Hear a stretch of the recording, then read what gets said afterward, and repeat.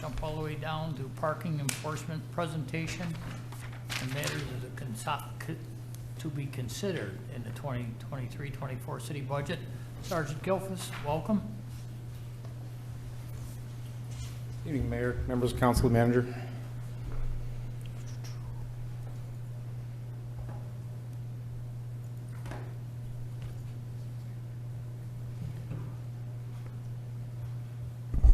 Well, here we are again back for parking. Tonight I want to talk about possibilities of bringing our paid parking back and give you some background on what we've currently been doing for the last few months and where we could possibly look to go to in the future. Next month is going to be the 2-year mark where we initiated free parking downtown, and when we initiated it, it was supposed to be a program that was going to go to the end of the year and then come to an end and then go back to paid parking. That was initiated to help bring back downtown back from COVID. So what was presented and what was put in place back then was 2-hour free parking. It was initiated back in May 21 and was scheduled to end at the end of 2021. It was 2-hour free parking on street. All areas of the parking garage were also 2 hours free. And our parking lots at Dill Street, Seminary Ave, and Court Street all remain paid. And that's currently where we are now. We're on street free, parking garage free, and our lots are paid. So that's where we're at now. And along with that program is our courtesy ticket program that also still remains in place right now, where motorist is found in violation of some type of violation. They are issued a warning if they haven't had a ticket in the previous 6 months. So this is a screenshot of revenue over the past 7 years, from 2016-17 right up to the end of 2022. As you can see, obviously 2020 was our year when COVID kicked in.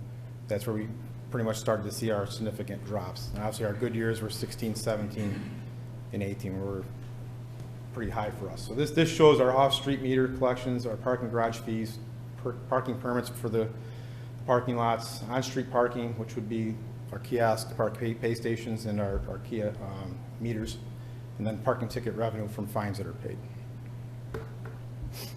Breaking that down, I broke them into a 3-year average in total.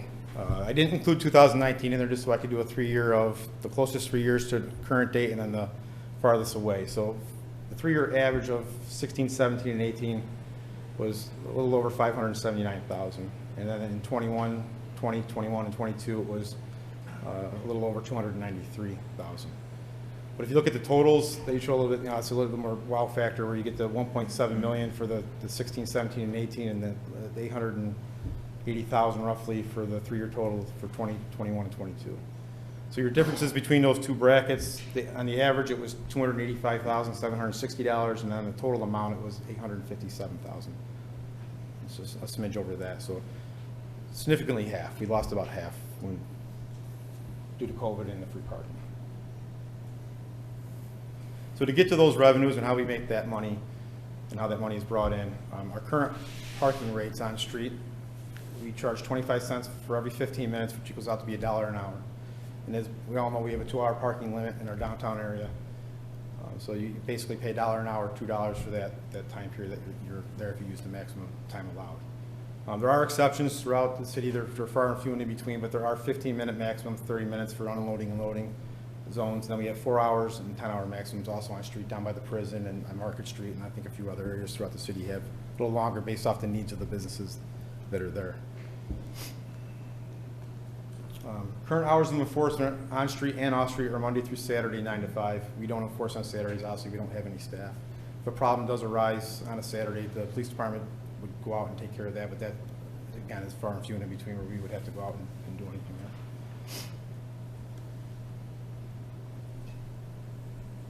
A rate change, if we were to do this, it would be time for us to look at a possible rate change. Obviously, 25 cents for 15 minutes, $1 an hour is a very low rate to bargain, if anything. I'd like council to consider something along the lines of maybe a rate change to 50 cents for 15 minutes or $2 per hour, and keep that 2-hour time limit in place so we get that turnover downtown that the merchants need. And maybe an extension of our enforcement hours from 8 a.m. to 8 p.m. from the current 9 to 5. and keep it Monday through Saturday as well. Quick look at the rates for our off-street parking lots. Again, they're actually a pretty good bargain. The Seminary Ave lot has an 8-hour maximum time limit. You can't be there more than 8 hours.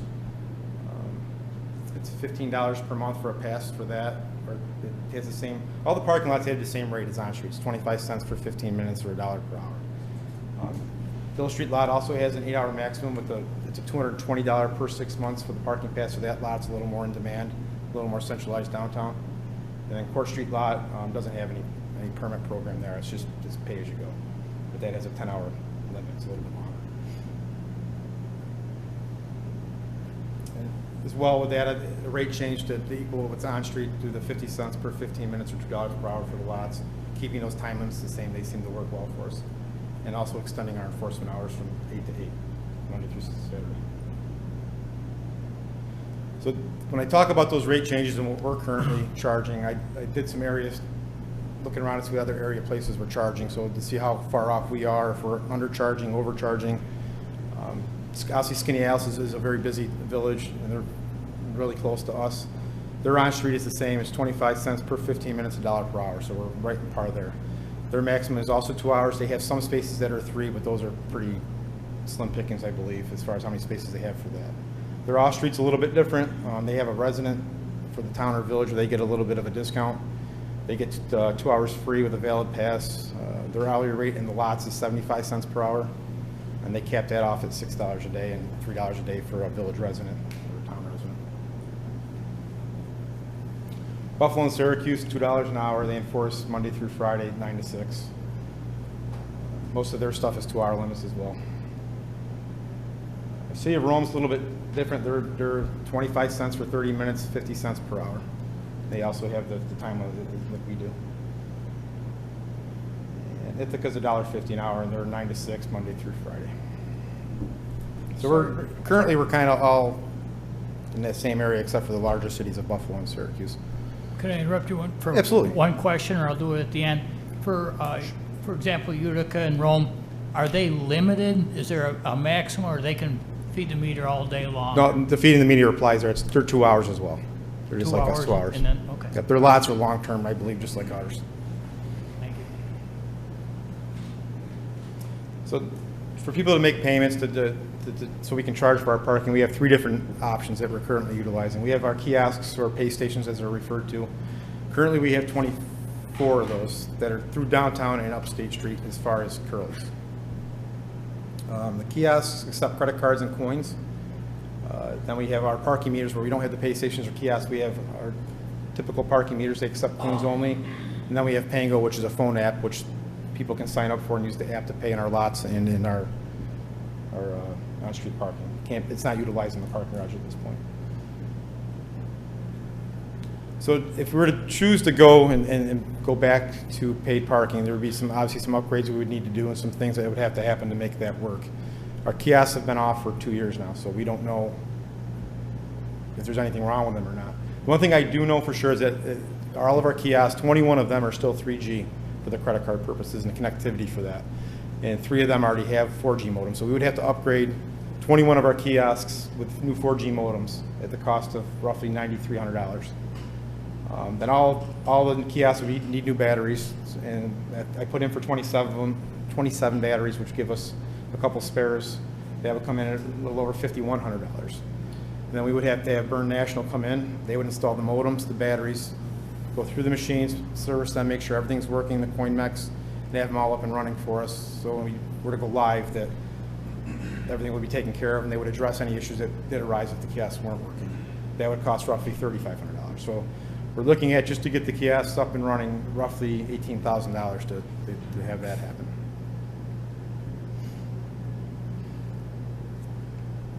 And as we talked in the previous presentations that I've done with the 2-hour free, we had a lot of issues with our enforcement software, which is our ticket writers, our handhelds. The software it loses data, it doesn't help us mark cars efficiently. Those all have to be upgraded. So to get new enforcement software, we're looking at, just for the software, $9,000 roughly. Then we have to get hardware, which would be our handhelds and our printers. We would need 3 of those at the cost of $11,592. That would include a 4-year warranty. Then the services to get the new software and handhelds implemented would be $13,000, and that would include training, 2 days worth of training, setup and configuration where they would sit down with myself, parking enforcement staff to set up the handhelds with all of our streets, our fines, our local laws, whatever, and anything else that we'd run into and want set up. They would sit up down with us and take care of that. Then the project management to oversee that whole project to make sure it's up and running and doing what it's supposed to be doing. So that total cost would be roughly $36,892 to get that up and running.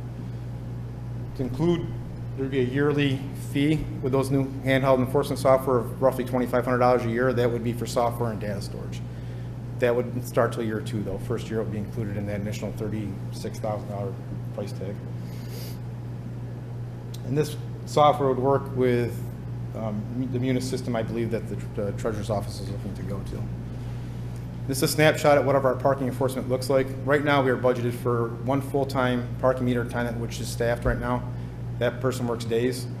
We have 1 part-time parking enforcement attendant. He works evenings. He generally does our alternate side and anything that happens usually in the evening hours. And then we have 1 vacant part-time attendant position that technically right now we use it for a day shift, but if we were to do something different with our hours, we could, when we go to fill that spot, we could look at adjusting those hours to fit the needs that we need for whatever we decide to do with our enforcement times. And if it was all passed with the hopes to go through with the budget on July 1st and the monies were put in place, we would hope to have implementation and go live October 1st, with October 1st probably starting warnings and educational pieces leading up to that point. So we have to sit down and talk more about that, but September, October, start going out and issuing warnings and getting people back in routine that they have to start paying. We wouldn't want to just say it's October 1st and then they're just going to start from there. I'd like to do some type of educational warning period with that. The parking garage, I'm going to leave up to Mike Talbot to cover, but can I answer any questions regarding that? That basically is a snapshot of what we would need to go back to paid parking and get things up and running and get where we would need to be to make that program work again. I think, you know, Sergeant Gilfus, that you laid out the rationales to why we decided to have the 2-hour free parking to kind of get people back downtown after COVID. And, you know, you've given another presentation in the past, but it is pretty stark, the numbers that you did show, like the revenue. And besides that, there are issues that were not mentioned in the presentation about, you know, some people abusing the current system. And so, you know, although I may disagree on some of the details, I do think it is time to you know, bring back some form of paid parking, just because for not only the reasons that you showed, but some of the issues we've been having with people abusing the current system. Really, this is to bring people downtown and not to, you know, not to have people that work downtown park in those places. So that's one of the things that you know, I'm concerned about, but also, you know, I don't want to, I mean, there's obviously things that I'd like to tweak on your proposal, but I do think like it is time. And that's a starting point. The proposal is not set in stone. There is some place to leave for tweakage, but it's some point where we can get back to some efficiency with our enforcement and our turnover and manageability with it. And it's going to help, I think, a long way to get back to the paid parking. It sets that template for us to be able to do efficient enforcement with the pay and display and with the staffing that we have. Great, thank you. That's all I have. Councilor Gentile. Thank you, Mayor. Sergeant Gilfus or City Manager, has there been any discussion, if we do move forward with this, on how best to educate and inform downtown businesses so that they can in turn educate their patrons when they come there? We didn't specifically discuss that, but I have some things in mind, obviously with our social media, but obviously we get bid involved.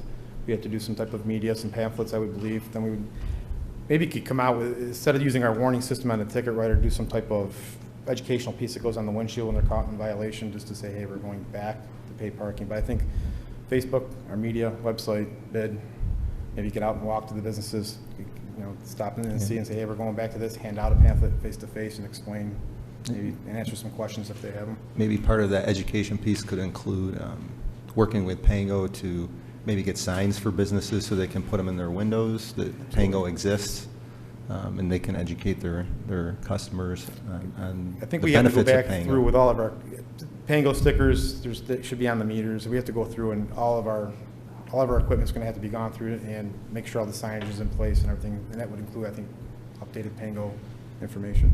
But to give it to the businesses, I don't know of any businesses that have it in their windows, so maybe we can come up with some type of signage. Yeah, I think that would be beneficial. We talked about the numbers, the lost revenue.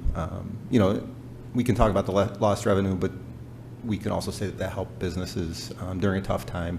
It went a lot longer than we had originally intended. Is it safe to say, and I think this is more a question for you or maybe the comptroller, that that lost revenue was covered by American Rescue Plan money? So that bailout that we got, that we have actually used that money to benefit the people of the city and the businesses of the city? That's what I thought. Thank you. Are there any cities that eliminate meters completely downtown that you're aware of? Eliminated the meters. So there is basically free parking. Cortland's that way now, correct me if I'm wrong, manager, but they're going to paid parking. They're transferring away from that and actually going to, that's what our meeting was about, is they're getting ready to go away from the free to the paid now.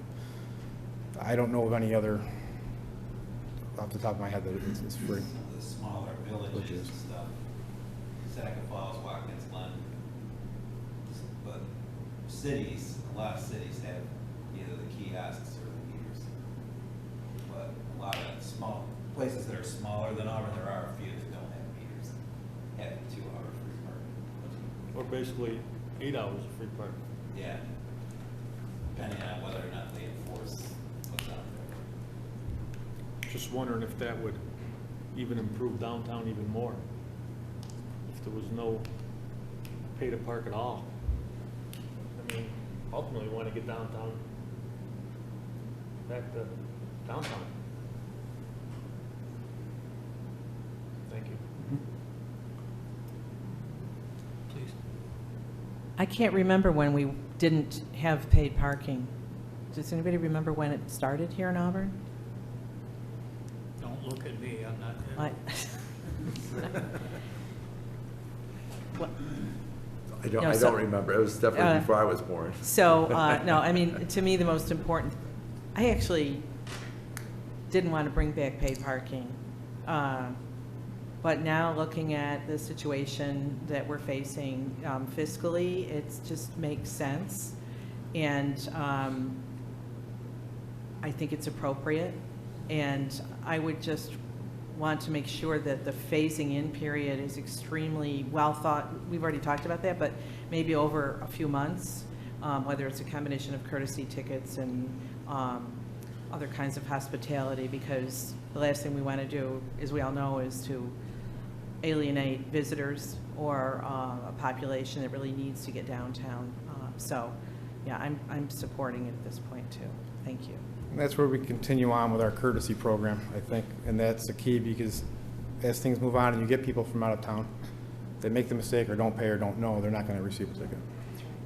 Thank you. Yeah, and with the courtesy, it's like, you know, it's the thing that, I know it sounds strange, the thing that I'm looking forward to is actual kiosks that work, because here's what happens, and again, like, I've several times, people just like park, they're not looking for signs, they're not looking like 2-hour free parking, and they will just look for it, and they're like, how do I put this in? And I'm like, it's you know, it's free for a short time, enjoy your time in downtown, but like, people are gonna pay. And You know, it's they like- expect, so they were cutting, expect. they cut slits in the Yeah, the they're stickers like, to get they the want coins it, and it's stuff, like so they're it's, breaking- I'm it's gonna pay expect, no I matter think it's what. a normal thing and people expect to pay. Yeah.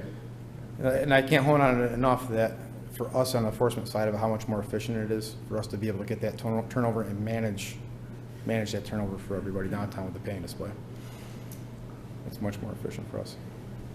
I'm not looking for a figure right now, but is there a figure of how much money we generate just from the downtown parking?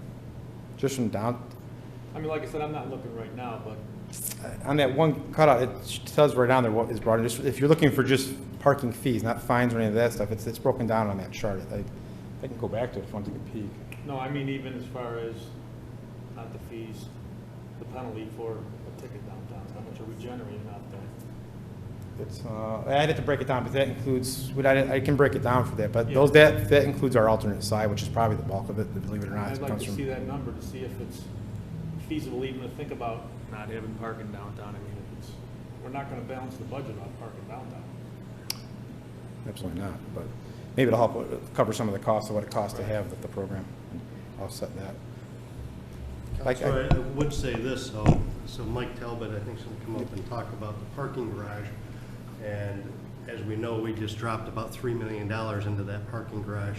I've seen some recent estimates on the cost of a similar parking garage to be built in today's dollars at $22 million. So, you know, we need to look, I think, at the whole picture of what it costs us to provide parking on a whole, what it means to incentivize people to utilize the garage. If on-street parking is free and there's a charge in the parking garage, there's no incentive for people to utilize the parking garage or the surface lots. That's kind of what we get into. So there's this other dynamic that's out there on trying to move people around. And we also hear from our downtown businesses with a lack of enforcement, there's abuse of the parking spots. So, you know, just to try to make sure we're viewing all of the different aspects of this. It's there's a lot of components to it, and they all interact. What happens on the surface lots, on street, and in that parking garage, they all interact.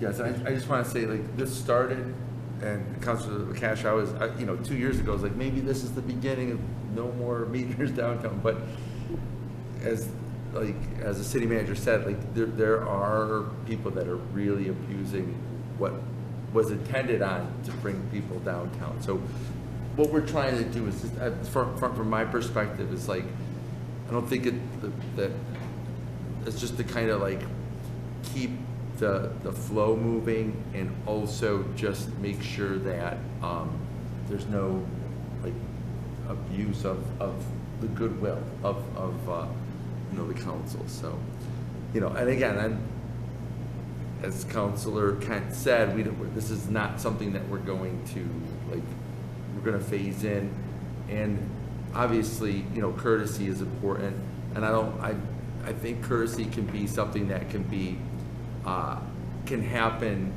Courtesy can happen at different times of the year. You know what I'm saying? Like not just like, oh, we're gonna have one courtesy. Holiday season. And now we're back. Now we're back forever. So, you know, we want people to know that you know, this isn't what we would want to do, but it's necessary to kind of keep the kind of downtown that we want, to have people park where they're supposed to, and that makes sense and efficiency. So, I mean, I've changed my tune, you know, like 2 years ago, I'm like, you know, this might be the beginning of the end, but now I'm like going back to, you know, being a little bit more a little bit more considering that there is value to the enforcement that has happened in the past.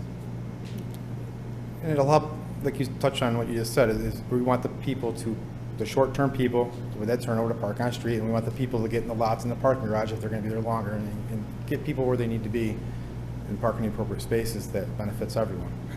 Get the employees where they're supposed to be, get the people that are gonna be at a long-term, maybe doctor's appointment, business meeting, wherever, into the garage, employees in the garage.